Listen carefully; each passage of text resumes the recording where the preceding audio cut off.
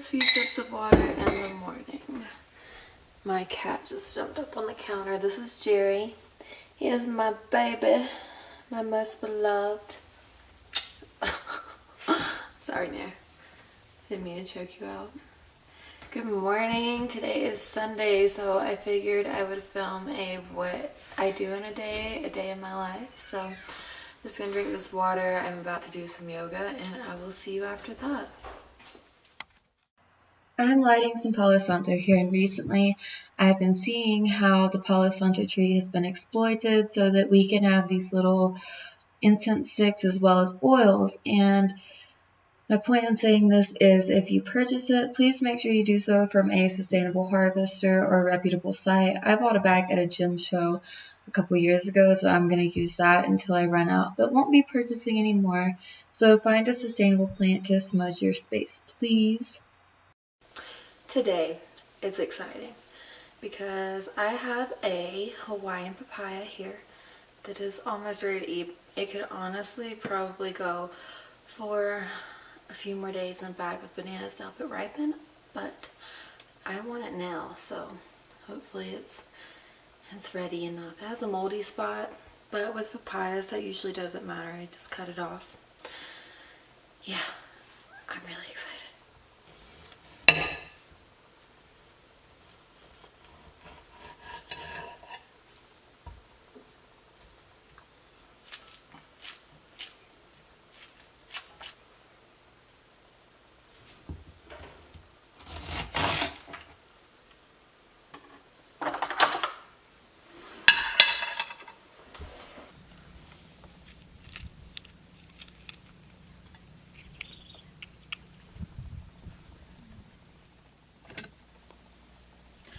I'm sitting outside because it is quite a warm day here. It's probably in the low 50s, which is the warmest it's gotten so far this year. What are you doing, puppy?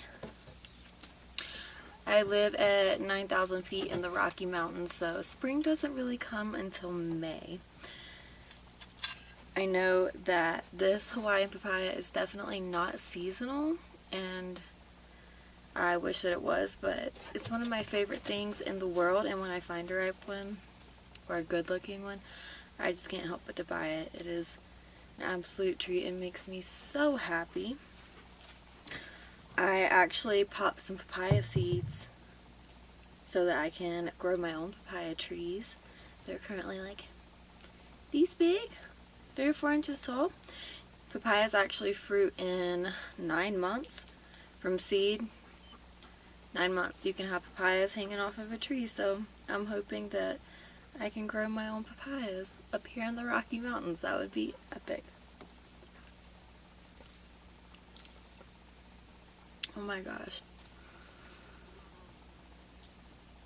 This is delicious. Hawaiian papayas are so much sweeter than Mexican papayas. The pink Mexican papayas I've had all taste like vomit and never ripen. These Hawaiian papayas literally taste like sweet, sweet fruity candy.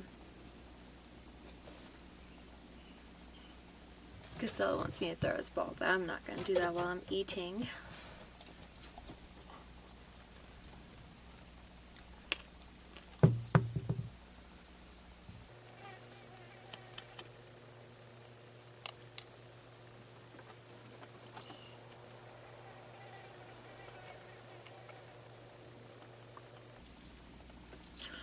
All of the little songbirds are finally back, and that definitely makes it feel like spring. It is totally silent up here for 6 months out of the year, except for the occasional crow flying by.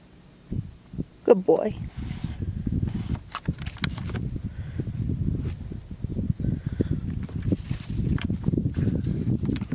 Terrible throw.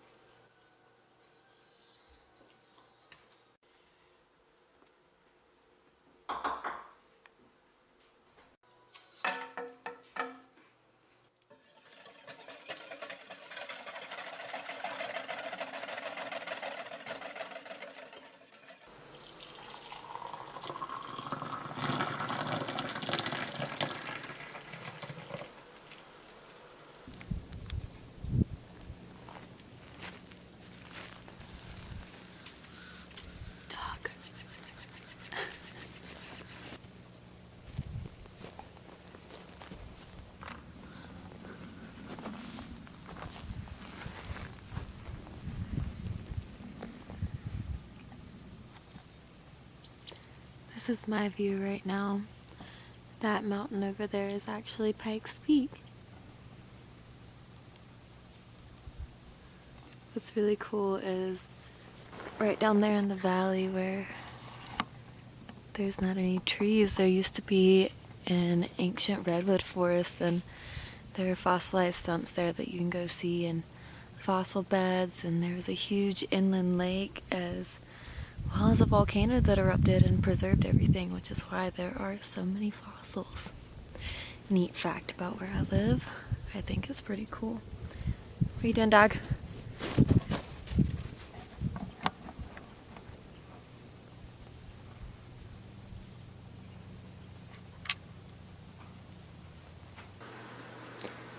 This is Ari. She's my baby girl. Oh yeah.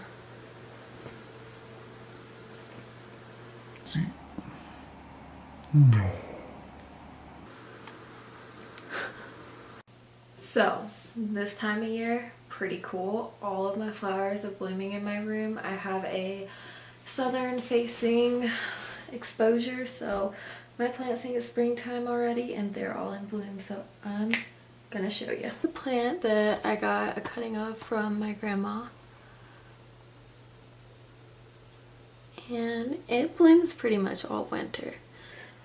I rescued this rose bush from sprouts 2 years ago, and it was just a sad little wilted thing, and it is more than triple in size, and this is its second time blooming since I got it. It's just now starting to unfurl. The sepals are opening up. How beautiful. The lighting is not the best here, and I don't know if this is focused, but this is the plant that is in my intro. And last year it only got one little red flower, and this year it has exploded. I got this succulent at a cactus show last year. It was blooming when I bought it, and it just got a new home in this pot. And it's starting to bloom again. I've had this big mama for a couple years, 3 years now actually, and she's bloomed for me 3 times.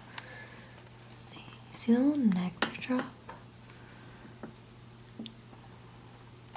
She's big. I would move her, but I don't want to break her.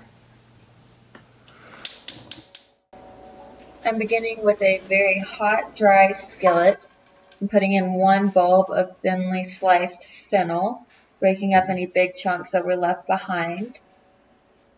3 cloves of diced garlic are going in, as well as 4 leaves of thinly sliced kale and 1 thinly sliced carrot. It is important that you thinly slice all these ingredients in order to give this salad the correct texture. I'm letting the vegetables saute in the dry skillet for about 5 minutes. They should start sticking and getting a little caramelized by the end of this point. I'm putting in a 1/4 cup of water to help it steam and cook through. Here I am dry roasting some sunflower seeds. Just put them in a low heat skillet and watch them carefully to make sure they don't burn. The dressing is olive oil, parsley, the zest of nearly a whole lemon, the juice of half of a lemon, red wine vinegar, red pepper flakes, salt and pepper. Give it a good stir. A 1/4 of an onion is going in, very thinly sliced, as well as 1 whole apple thinly sliced.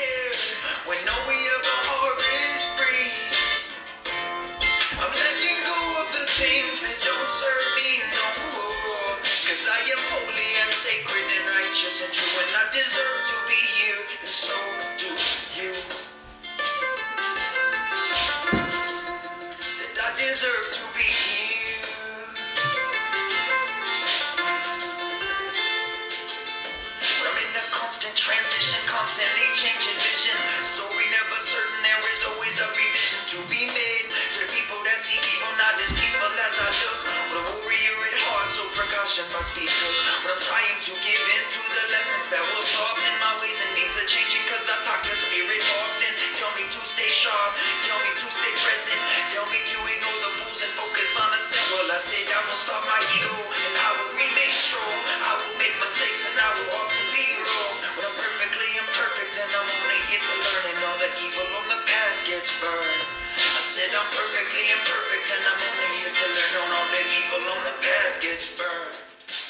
The veggies have been chilling in the skillet with the heat off for about 3 minutes.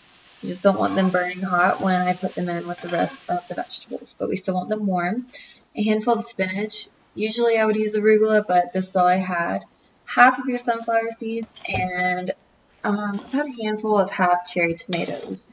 Give that a good stir and plate up your desired amount. Top with the rest of the roasted sunflower seeds. If you've never had fennel before, this is a great recipe to introduce it to your palate.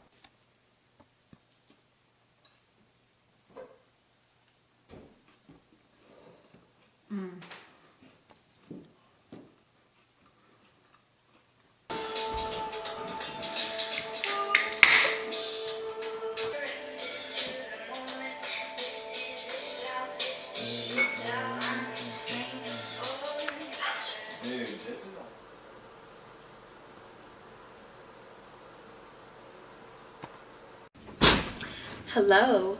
I have just been taking it easy since lunch, have not done anything interesting, but I am getting dinner ready, and I made Mississippi Vegans, red beans, and rice. I highly suggest supporting him and getting his cookbook. You'll definitely have to have your spice game on point, but I have never been disappointed by anything that I have made that he has created. So you can get this book on Amazon. I will link it down below, and it is worth every single penny. I made the red beans and rice, and it is freaking delicious.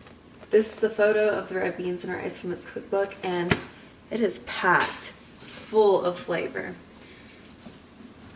I love Mississippi Vegan because this cookbook mimics all the flavors that I grew up loving, which I grew up in the South, and this is a cookbook full of vegan Southern recipes, so I just cannot recommend this enough. And if you don't follow Mississippi Vegan on Instagram, you should go do that. This is dinner. Doesn't look like much, but these beans are so packed full of flavor. I'm obsessed with this recipe. So I'm gonna go enjoy this, and I'll see you in a bit. Oh my goodness. I believe this day in my life is coming to a close. The lighting is getting terrible in here since the sun is going down, and I'm just gonna watch a movie and go to bed. I hope you have enjoyed, because it's been a good day for me and I've enjoyed documenting it. If you did, please give me a thumbs up and subscribe, and I will be seeing you very soon. Till next time.